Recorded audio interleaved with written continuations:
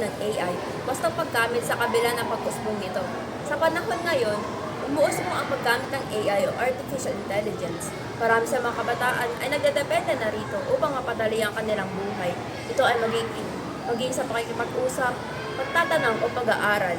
Ngunit, paano kung ginagamit din ito sa masasamang gawain, gaya na lamang ng pangungotbigo sa loob pa mismo ng klase? Paano na mapapanatili ang nararapat na katarungan sa mga kabataan, lalo't na magiging hamon ito sa integridad ng kanilang kaalaman?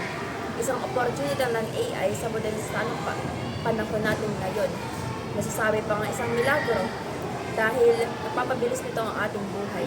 Ngunit sa kabila nito ay gayon din ang mga masasamang na idudulot nito sa ating kalikasan dahil nagkukonsumo ito ng kuryente upang mapaandar at maibigay ang nararapat natin sa sabuhan. Hindi natin naipapakita ang pagkakapantay-pantay dahil marami ang umaasa sa AI at hindi nasasagot ang nabibigay na hamon sa atin.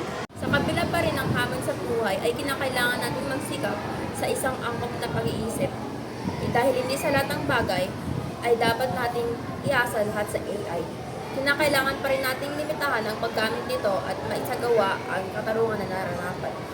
Nang dahil sa AI, marami ang nawawala ng integridad sa sarili pagkatapos na iasa na lamang dito.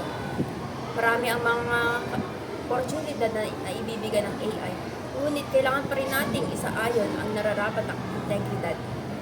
Sa gayon ay hindi natin tuloy mawala ang mga pagsisikap na ating makamit sa kaalamang hindi dapat nakukuha sa AI. Maraming salamat.